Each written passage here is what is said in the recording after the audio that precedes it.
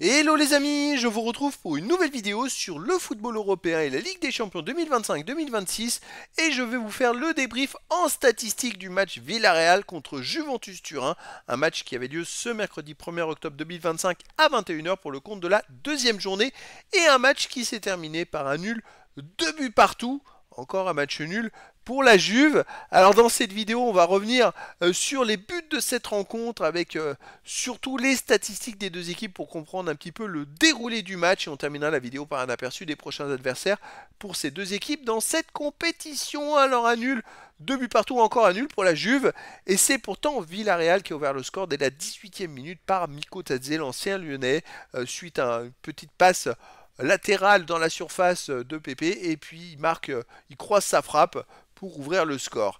1-0 à la mi-temps pour Villarreal. Début de deuxième mi-temps, la Juventus Turin égalise par Gatti à la 49e minute et juste derrière la 56e marque un deuxième but par Conceição.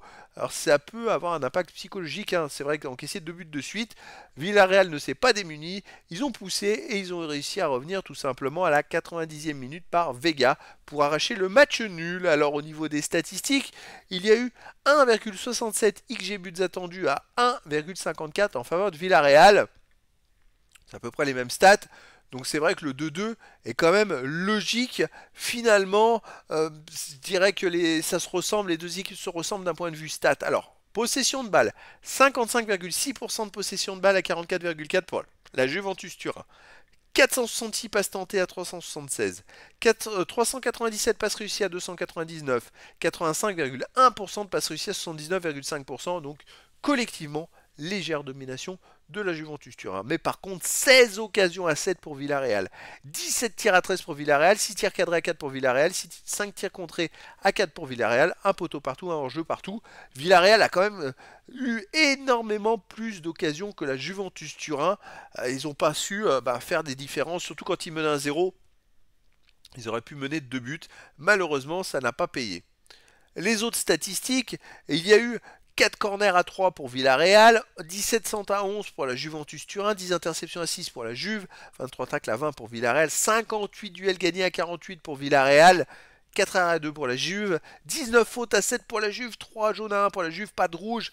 Alors quand on voit le nombre de fautes que la Juve a faites, alors qu'ils ont gagné moins de duels, qu'ils ont fait moins de tacles réussis, c'est vrai que Villarreal aurait peut-être presque pu aller chercher mieux, mais quand on voit l'ensemble des statistiques, je me dis que finalement, heureusement qu'ils ont égalisé dans la dernière minute parce qu'une défaite, ça aurait pu être même avoir un impact parce qu'ils avaient déjà perdu 1-0 à la première journée. Au moins là, ils prennent un point et ils gardent de l'espoir pour la suite. Allez, les prochaines rencontres. Alors, la troisième journée de la Ligue des Champions aura lieu le 21 et 22 octobre prochain.